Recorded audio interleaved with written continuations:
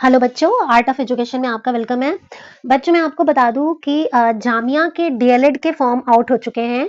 वैसे ये फॉर्म तो 3 या 5 मार्च को ही निकल चुके हैं, पर मैं वीडियो आज इसलिए बना रही हूँ क्योंकि अभी तक बहुत सारे बच्चे बोर्ड के एग्जाम में बिजी थे। अब ज़्यादातर बच्चों के पेपर्स हो गए हैं, कुछ ही पेपर बचे हैं 1-2, इसलिए मैं आज ये वीडियो अपलोड कर रही हूँ।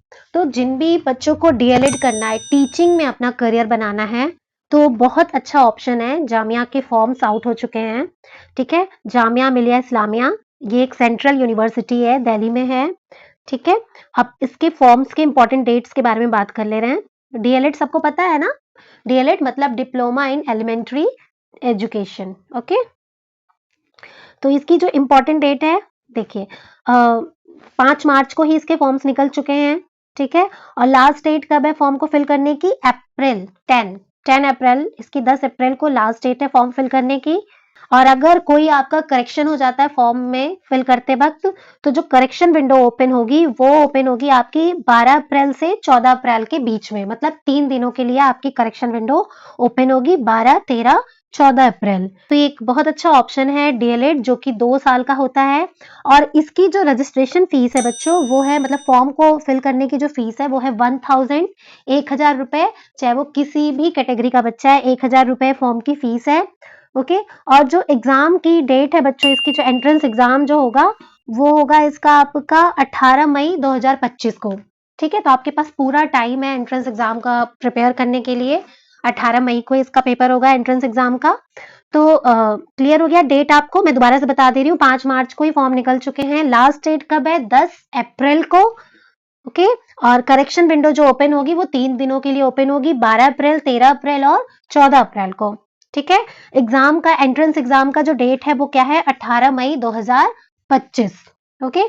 आप देखो बच्चों, हम आगे बात कर लेते हैं इसके एलिजिबिलिटी क्राइटेरिया के बारे में, ठीक है। क्योंकि कोई भी फॉर्म जब हम फिल करते हैं तो एलिजिबिलिटी क्या है उस फॉर्म को फिल करने की, ये जानना बहुत ज्यादा जरूरी होता है। तो देखो एलिजिबिलिटी क्राइटेरिया क्या है? 12th पास आउट बच्चे इस फॉर्म को फिल कर सकते हैं, और जो अभी 12th में अपियरिंग है, मतलब जो बच्चे अभी बोर्ड का पेपर दे रहे हैं, वो भी इस फॉर्म को फिल कर सकते हैं, ठीक है। और इसमें जो मार्क्स का एक क्राइटेरिया दिया हुआ है कि आपका, जैसे कि एडिशनल सब्जेक्ट लेके आप लोगों के पास 6 सब्जेक्ट होते हैं, ठीक। तो इसमें क्या है, जो बच्चे 12th पास आउट है या जो अपियरिंग है, दोनों के लिए बात है। 12th पास आउट वालों के तो मार्कशीट लगेंगे फॉर्म फिल करते वक्त, और जो 12th अपियरिंग है, अभी जो फॉर्म, अभी जो भी पेपर दे रहे हैं बोर्ड के, वो जब ये एंट्रेंस एग्जाम पास हो जाएंगे तब भी तो उनको रिजल्ट अपना दिखाना होगा ना 12th का। तो ये दोनों ही बच्चे इस बात को ध्यान से सुने कि जब आपके 12th में 6 सब्जेक्ट होते हैं, तो उसमें से जो इसमें जो मार्क्स देखे जाएंगे जामिया में, वो जो 5 आपके मेन सब्जेक्ट है, ठीक है, एडिशनल को छोड़ के 5 जो आपके मेन सब्जेक्ट हैं, उसमें आपके टोटल 50% मार्क्स होना कंपलसरी है, तभी आपको इस यूनिवर्सिटी में एडमिशन मिलेगा, ठीक है। टॉप 6 सब्जेक्ट के मार्क्स आपके नहीं देखे जाएंगे, टॉप 5 के देखे जाएंगे, वो भी जो मेन सब्जेक्ट है। एक तो ये बात हो गई।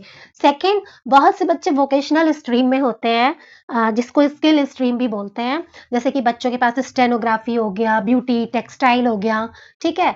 ऐसे कुछ सब्जेक्ट होते हैं, आईटी हो गया। तो ऐसा अगर कोई सब्जेक्ट है तो उसके मार्क्स नहीं इसमें ऐड होंगे। तो वोकेशनल वाले बच्चों के लिए थोड़ी सी प्रॉब्लम है यहाँ पे, कि उन बच्चों के लिए एलिजिबिलिटी नहीं है। उनको अपने 5 जो मेन सब्जेक्ट जिन बच्चों के पास हैं, वही इस फॉर्म को फिल कर सकते हैं, ठीक है। तो बहुत अच्छा ऑप्शन है ये। नेक्स्ट मैं आपको बता दूं, इसमें जो अप्लाई करने का जो सब्जेक्ट होता है कि आप किस सब्जेक्ट में डीएलएड करोगे, तो जो बच्चा, सिंपल सी बात है कि जो बच्चा साइंस स्ट्रीम का है वो साइंस के लिए अप्लाई करेगा, जो आर्ट्स का है आर्ट्स के लिए, कॉमर्स का है तो कॉमर्स के लिए, ओके। अब देखो, जो जामिया में जो डीएलएड होती है वो 2 मीडियम में होती है। या तो आप उर्दू मीडियम में कर सकते हो, दूसरा आप हिंदी मीडियम में कर सकते हो, ठीक है। यहाँ पे इंग्लिश मीडियम का ऑप्शन अवेलेबल नहीं है, तो या तो आप उर्दू मीडियम में कर सकते हो या फिर हिंदी मीडियम में कर सकते हो, ठीक। टोटल सीट कितनी है यहाँ डीएलएड में? सीट की बात करें तो यहाँ पे टोटल सीट आपकी 100 है, ठीक है। और 100 सीट में जो है 50% सीट, मतलब 50 सीट जो है वो उर्दू मीडियम की है, और 50 सीट आपकी हिंदी मीडियम की है। क्लियर? टोटल 100 सीट है, 50 सीट उर्दू मीडियम की है और 50 सीट हिंदी मीडियम की है। ठीक है। अब देखो एलिजिबिलिटी क्राइटेरिया में एक चीज ये भी समझो, जरूरी नहीं है कि आप अगर कोई कैंडिडेट मुस्लिम है तो वो उर्दू फिल ही कर सकता है मीडियम में।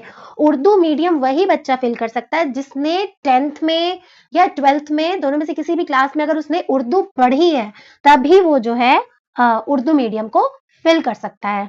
ठीक है। ठीक इसी तरीके से हिंदी मीडियम की भी बात है। ओके। अब देखो यहाँ पे जो फीस है 2 साल का होता है डीएलएड। ठीक है। 1 साल की जो फीस है वो है 13,025 रुपए। ठीक है। 1 साल की आपकी जो फीस है वो है 13,025 रुपए। कोर्स के फीस की बात कर रहे हो, मतलब पूरे 2 साल की जो फीस आपकी होगी वो 26,000 26,500 के आसपास आपकी 2 साल की फीस होगी। तो बहुत ज्यादा महंगा नहीं है कोर्स, ये अच्छा ऑप्शन है, रिजनेबल फीस है यहाँ की, तो आप इसको जरूर ट्राई करिए बच्चों। ठीक है। एंट्रेंस पेपर मैंने आपको बता ही दिया, 18 मई 2025 को होगा इसका एंट्रेंस पेपर। और जो पेपर मोड है वो ऑफलाइन होगा इसका पेपर। ठीक है। सीयूईटी की तरह ऑनलाइन नहीं होगा, ऑफलाइन होगा पेपर। और पेपर जो है ऑब्जेक्टिव टाइप होगा, मल्टीपल चॉइस क्वेश्चन आएंगे आपके। और जो पेपर की टाइमिंग दी हुई है वो है 10 से 1 बजे तक, 18 तारीख को 10 बजे से 1 बजे तक इसका पेपर होगा। और पेपर ऑफलाइन मोड होगा। ठीक है। और पेपर होने के 20 से 25 दिन के बाद आपका एक इंटरव्यू भी होगा। जो भी बच्चे पेपर पास करके, एंट्रेंस पेपर पास करके शॉर्ट लिस्टेड होंगे, उनका इंटरव्यू भी होगा। ठीक है। और इंटरव्यू में फिर जो बच्चे पास होंगे वो बच्चे सिलेक्टेड कैंडिडेट होंगे फॉर डीएलएड एडमिशन। ओके। अब देखो हम बात कर लेते हैं पेपर में कितने क्वेश्चन आएंगे और क्या क्या चीजें हैं। देखो यहाँ पे क्या है, आपका टोटल पेपर जो है 3 घंटे का होगा, मतलब कि 180 मिनट का होगा आपका। ठीक है। मैक्सिमम मार्क्स कितने हैं पेपर के, 170 नंबर के हैं। ठीक है। पासिंग मार्क्स इसमें दिया हुआ है कि 15% मार्क्स आपको मिनिमम लाने ही लाने हैं, पासिंग क्राइटेरिया, तब भी आप जाके एलिजिबल होगे लिस्ट में आने के लिए भी। ठीक है। तो 50% कम से कम आपको लाने ही लाने हैं। नेगेटिव मार्किंग भी है, अगर आप कोई भी एक क्वेश्चन आप गलत करोगे तो आपके 0.25 माइनस हो जाएंगे मार्क्स। ठीक। तो देख लेते हैं पेपर में आएगा क्या क्या। देखिए पेपर में आपका सबसे पहली चीज आएगा जनरल टेस्ट। मैंने आपको कई बार जब मैं आपको क्लास लेती हूँ या वीडियो में बताती हूँ, स्कूल में भी जब मैं क्लास लेती थी तो बताती थी कि आप जनरल टेस्ट से नहीं बच सकते हो। आप कोई भी एंट्रेंस पेपर दोगे आगे आपको, चाहे वो जॉब के लिए एंट्रेंस पेपर होगा या कोर्स के लिए एंट्रेंस पेपर होगा, हर जगह आपको जनरल टेस्ट तो देना ही देना होगा। जनरल टेस्ट मतलब कि रीजनिंग हो गया, ठीक है, मैथ्स हो गया थोड़ा बहुत, ये सारी चीजें आपकी जनरल टेस्ट में आती हैं। जैसा कि सीयूईटी में भी आएगा, एनसेट में भी आएगा, और देखिए अब मैं जामिया के बारे में बता रही हूँ तो यहाँ पे भी आपका आएगा। ठीक है। तो दोबारा से मैं आपको बताती हूँ, जनरल टेस्ट आपका आएगा जिसमें 30 क्वेश्चन होंगे। टीचिंग एप्टीट्यूड आएगा, उसमें भी 30 क्वेश्चन होंगे। करंट अफेयर आएगा, उसमें भी 30 क्वेश्चन होंगे। ठीक है। उसके बाद सब्जेक्ट स्पेसिफिक पेपर आपका होगा जिसके टोटल क्वेश्चन होंगे 80। अब 80 देखो सब्जेक्ट कौन कौन से आएंगे 80 में आपके, 20 क्वेश्चन होंगे आपके साइंस के, नेचुरल साइंस के, जो आपने 10th तक पढ़ी है वही चीजें आएंगी। ठीक है। 20 क्वेश्चन आपके आएंगे साइंस के, 20 क्वेश्चन आपके आएंगे सोशल साइंस के, 20 क्वेश्चन आपके आएंगे मैथ्स के, और 20 क्वेश्चन आपका लैंग्वेज मतलब अगर आपने उर्दू सेलेक्ट की है तो उर्दू के, हिंदी सेलेक्ट की है तो हिंदी के। ठीक है। ये आपके 20 आपके टोटल हो गए 80, जो कि सब्जेक्ट स्पेसिफिक क्वेश्चन पेपर होगा। ठीक है। समझ में आ गया। तो टोटल नंबर ऑफ क्वेश्चन कितने, 170, और 170 मार्क्स का भी है ये, मतलब कि पर क्वेश्चन आपको 1 नंबर मिलेगा अगर आप सही करोगे, और गलत करोगे तो 0.25 आपके मार्क्स माइनस होंगे। क्लियर। तो की डिटेल जो जो एग्जाम में आपका आएगा। एक चीज मैं और बता दूं, देखो जो भी बच्चे मुस्लिम जो लड़कियां हैं उनके लिए यहाँ पे वेटेज है, अच्छा ऑप्शन है, उनको कुछ वेटेज मिलेंगे एडमिशन में, थोड़ी सी आसानी रहेगी उनके लिए। तो जो भी मुस्लिम लड़कियां हैं वो इस फॉर्म को जरूर फिल करें। और बाकी वैसे तो सभी बच्चे फिल कर सकते हैं, बट जो मुस्लिम गर्ल्स हैं उनके लिए थोड़ा सा वेटेज है। तो ऐसी और अपडेटेड और इन्फॉर्मेटिव वीडियोस के लिए बच्चों प्लीज मेरे चैनल को लाइक, शेयर और सब्सक्राइब जरूर करो। Thank you so much.